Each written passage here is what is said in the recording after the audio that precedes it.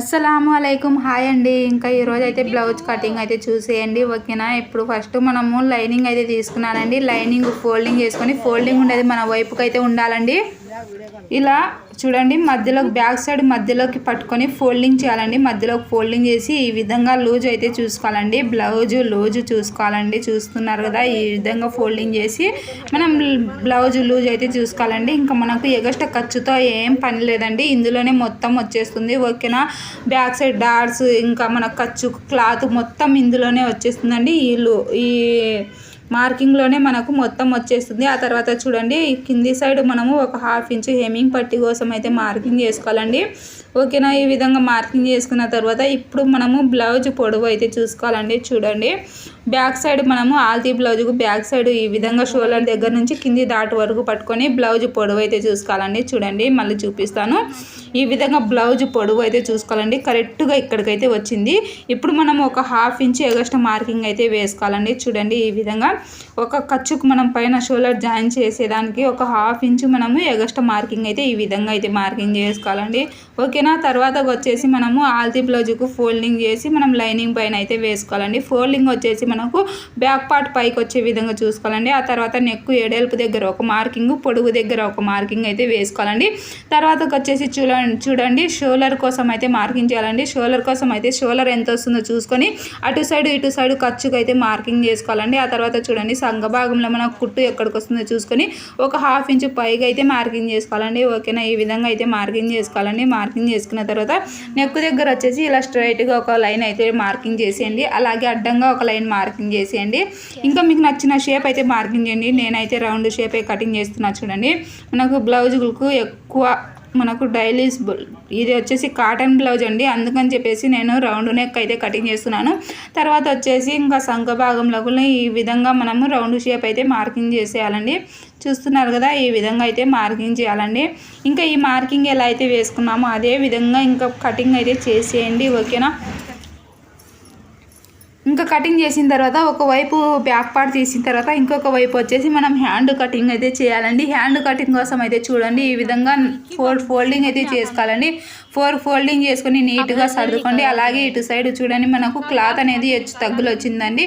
ఈ హెచ్చు తగ్గులు రాకోకుండా మనము స్ట్రైట్గా ఒక లైన్ అయితే ఇలా మార్కింగ్ చేసుకొని స్ట్రైట్గా ఒక లైన్ మార్కింగ్ చేసుకొని ఈ ఎగస్ట్రా ఖర్చు అనేది క్లాత్ అనేది కటింగ్ చేసేయాలండి. నీట్గా వేస్ట్ క్లాత్ అనేది మనం నీట్గా కటింగ్ చేసుకుంటే నీట్గా వచ్చేస్తుందండి హ్యాండ్ అయితే ఓకేనా. ఇప్పుడైతే ఈ ఎగస్ట్రా ఖర్చు అయితే కటింగ్ చేసేస్తున్నా. చూడండి వేస్ట్ క్లాత్ అయితే ఈ విధంగా కటింగ్ చేసిన తర్వాత ఇప్పుడు వచ్చేసి చూడండి మనము హ్యాండ్ మార్కింగ్ అయితే వేసుకుందామండి. హ్యాండ్ మార్కింగ్ కోసం నేను ఆల్తీ బ్లౌజే తీసుకుంటున్నానండి. మొత్తం ఆల్తీ బ్లౌజ్తోనే నేనైతే కటింగ్ అయితే చేస్తానండి. చూడండి ఇప్పుడు మనము ఫస్ట్ స్టార్టింగ్లో ఒక 1 ఇంచు కానీ ½ ఇంచు కానీ ఎగస్ట్ అయితే మార్కింగ్ చేసుకోవాలండి.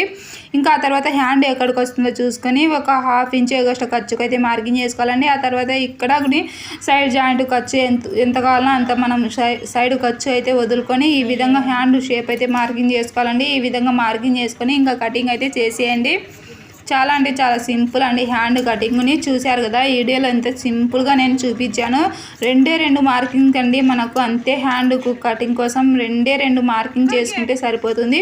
ఇంకా ఇప్పుడు వచ్చేసి చూడండి ఫ్రంట్ పార్ట్ కోసం ఈ విధంగా క్రాస్గా వేసుకొని ఇంకా బ్యాక్ పార్ట్ ఎలా అయితే ఉందో అదే విధంగా మార్కింగ్ చేసుకోవాలండి. మార్కింగ్ చేసేటప్పుడు వచ్చేసి మనము కింది సైడ్ ఒక 2 ఇంచులు బ్యాక్ పార్ట్ను ఫోల్డింగ్ చేయాలండి. అలాగే చూడండి మనకు క్రాస్ ఎటువైపు బాగా వస్తుందో అలాగే మనకు క్లాత్ అనేది ఎటువైపు అడ్జస్ట్ అవుతుందో 1-2 సార్లు ఈ విధంగా చూసుకోండి. చూసుకుంటే మనకు అలాగే మనకు క్రాస్ని బాగా ఎటువైపు వస్తుందో చూసుకొని మనము క్రాస్గా అయితే వేసుకోవాలండి. ఆ తర్వాత చూడండి బ్యాక్ పార్ట్ ఎలా అయితే ఉందో అదే విధంగా మార్కింగ్ అయితే చేసుకోవాలండి. తర్వాత వచ్చేసి మనకు ఫ్రంట్ నెక్ బ్యాక్ నెక్ పైన రాదు కాబట్టి ఒక 2 ఇంచులు పైకి అయితే మార్కింగ్ చేసుకోవాలండి. ఈ విధంగా ఇంకా మొత్తం మనము బ్యాక్ పార్ట్ ఎలా అయితే ఉందో అదే విధంగా మార్కింగ్ అయితే చేసుకోవాలండి. ఈ విధంగా మార్కింగ్ చేసుకొని ఇంకా ఫ్రంట్ కొలతలు అయితే తీసుకుందామండి ఓకేనా. ఈ బ్యాక్ పార్ట్ని అయితే పక్కకి తీసేయండి. ఇప్పుడు మనం ఫ్రంట్ నెక్ అయితే మార్కింగ్ చేసుకున్నామండి. ఆల్తీ బ్లౌజ్కు ఏ విధంగా అయితే నెక్ ఉందో అదే విధంగా మనం నీట్గా ఈ విధంగా సర్దుకొని ఇంకా ఫ్రంట్ పార్ట్ అయితే నెక్ అయితే మార్కింగ్ చేస్తున్నా. చూడండి ఈ విధంగా నెక్ అయితే మార్కింగ్ చేసుకోవాలండి. నెక్ మార్కింగ్ చేసుకున్న తర్వాత ఇప్పుడు చూడండి ఉక్సులు పట్టి దారాలు పట్టి వైపు షేప్ పట్టి దగ్గరికి ఇలా ఫోల్డింగ్ చేసుకొని పైన ఖర్చుకు కింద ఖర్చుకు అయితే వదులుకొని ఇలా మార్కింగ్ చేసుకోవాలండి. చూసారు కదా నెక్ వైపు, అలాగే మనం షేప్ పట్టి అటాచ్ చేయడం కోసం రెండు వైపులా మనం ఖర్చుకు వదులుకొని మార్కింగ్ చేసుకోవాలండి. ఆ తర్వాత మెయిన్ డాట్ పొడవు అయితే చూస్తున్నాను చూడండి. మెయిన్ డాట్ పొడవు అయితే ఇక్కడికి వచ్చిందండి. ఒక 1/2 ఇంచ్ మనం కిందికి అయితే మార్కింగ్ చేసుకోవాలండి. ఓకేనా, ఈ విధంగా మార్కింగ్ చేసుకుని ఇది షేప్ అయితే కలుపుకోవాలండి. చూస్తున్నారు కదా. ఆ తర్వాత చూడండి సైడ్ జాయింట్ వైపు ఈ విధంగా మనం షేప్ పట్టి దగ్గరికి కుట్టు ఎక్కడ ఉంటుందో ఒక 1/2 ఇంచ్ కిందికి అయితే మార్కింగ్ చేసుకోవాలండి.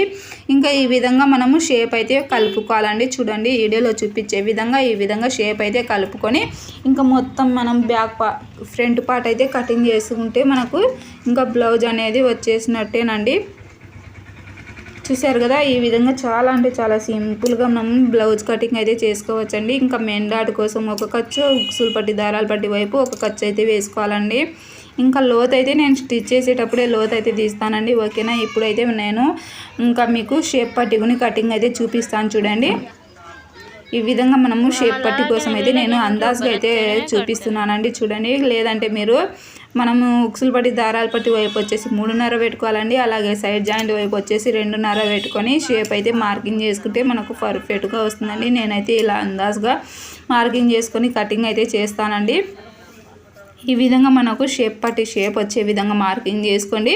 మార్కింగ్ చేసుకొని కటింగ్ చేయండి. ఇంకా స్టిచ్ చేసేటప్పుడు మనము ఒకసారి ఆల్తి బ్లౌజ్ కొలుచుకొని స్టిచ్ చేస్తే సరిపోతుంది. ఓకేనా, ఈ విధంగా అయితే కటింగ్ చేసుకోవాలండి. ఇంకా ఇప్పుడు వచ్చేసి మెయిన్ క్లాత్ మీద అయితే చూపిస్తాను చూసేయండి.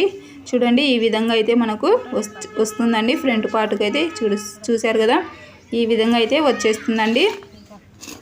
ఇంకా మెయిన్ క్లాత్ మీద చూడండి నేను ఏ విధంగా అయితే వేసానో ఆ విధంగా వేసుకొని కటింగ్ అయితే చేసేయండి. వీడియో నచ్చితే తప్పకుండా లైక్ చేయండి, షేర్ చేయండి, సబ్స్క్రైబ్ చేసుకోండి, ఫాలో అవ్వండి. Thank you for watching.